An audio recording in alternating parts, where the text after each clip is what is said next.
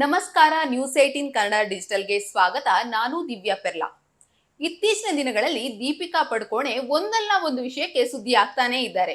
ಇತ್ತೀಚೆಗೆ ಕಲ್ಕಿ ಸಿನಿಮಾದಿಂದ ಹೊರಬಂದು ಸುದ್ದಿಯಾದ್ರೆ ಆ ನಂತರ ದೇಶದ ಮೊದಲ ಮಾನಸಿಕ ಆರೋಗ್ಯ ರಾಯಭಾರಿಯಾಗಿ ಸಿಕ್ಕಾಪಟ್ಟೆ ಸುದ್ದಿಯಾಗಿದ್ರು. ಹಾಗೆ ಕೇಂದ್ರ ಸರ್ಕಾರ ಅವರಿಗೆ ಮಾನಸಿಕ ಆರೋಗ್ಯ ರಾಯಭಾರಿಯಾಗಿ ಒಂದು ಹೊಸ ಜವಾಬ್ದಾರಿಯನ್ನು ಕೊಟ್ಟಿದ್ದು, ಈ ನಿಟ್ಟಿನಲ್ಲಿ ಕೂಡ ದೀಪಿಕಾ ಪಡುಕೋಣೆ ಕೆಲಸ ಮಾಡಲಿದ್ದಾರೆ.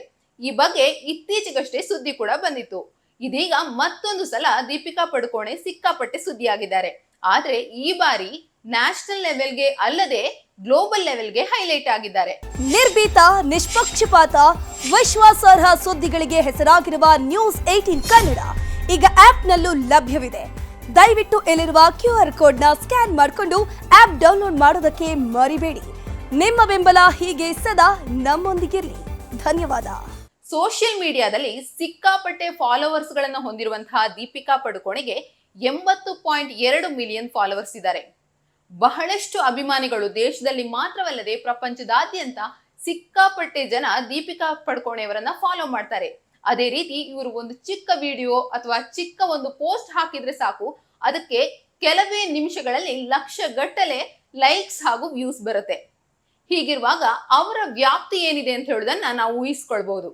ದೀಪಿಕಾ ಪಡುಕೋಣೆ ಮೆಟಾ ಎಐ ಜೊತೆ ಕೈ ಜೋಡಿಸಿರುವಂತಹ Deepika Padukone Meta AI English ವಾಯ್ಸ್ಗೆ ತಾವು ಧ್ವನಿ ಕೊಡ್ತಿರೋದ್ರ ಬಗ್ಗೆ ತುಂಬಾ ಥ್ರಿಲ್ ಆಗಿದ್ದಾರೆ. ಅದೇ ರೀತಿ ಈ ಒಂದು ವಿಚಾರವನ್ನ ಸ್ವತಃ ಅವರೇ ಸೋಷಿಯಲ್ ಮೀಡಿಯಾದ ಮೂಲಕ ಅನೌನ್ಸ್ ಮಾಡ್ಕೊಂಡಿದ್ದಾರೆ. ಮೆಟಾ ಎಐ ನಲ್ಲಿ ದೀಪಿಕಾ ಪಡುಕೋಣೆ ಅವರ ಹೆಸರು 6 ದೇಶಗಳಲ್ಲಿ ಕೇಳಿ ಬರಲಿದೆ. 6 ದೇಶಗಳಲ್ಲಿ ಕೂಡ ಮೆಟಾ ಎಐ ಅನ್ನ ಬಳಸುವಂತಹ ಜನರು ದೀಪಿಕಾ ಪಡುಕೋಣೆಯವರ ವಾಯ್ಸ್ ನಲ್ಲಿಯೇ ಸಂವಹನ ನಡೆಸಲಿದ್ದಾರೆ.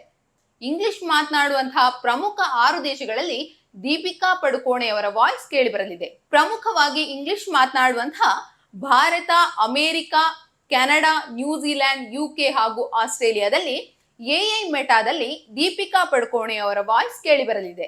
ಮೆಟಾ ಎಐ ನಲ್ಲಿ ನನ್ನ ವಾಯ್ಸ್ ಕೇಳಿ ಬರಲಿದ್ದು, ನೀವಿದನ್ನ ಟ್ರೈ ಮಾಡಿ ನಿಮ್ಮ ಅಭಿಪ್ರಾಯವನ್ನ ತಿಳಿಸಿ ಅಂತ ದೀಪಿಕಾ ಪಡುಕೋಣೆ ತಮ್ಮ ಫಾಲೋವರ್ಸ್ಗೆ ಹೇಳಿದ್ದಾರೆ.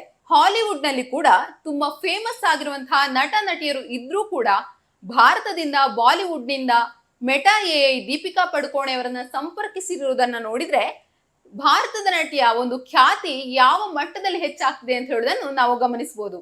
ಅದೇ ರೀತಿ ಈ ಒಂದು ಹೊಸ ಹೆಜ್ಜೆಯ ಮೂಲಕ ದೀಪಿಕಾ ಮತ್ತಷ್ಟು ಹೆಚ್ಚು ಜನರನ್ನ ತಲುಪಲಿದ್ದಾರೆ.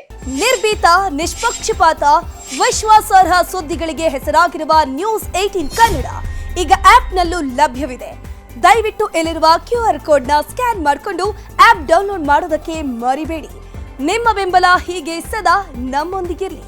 ಧನ್ಯವಾದ.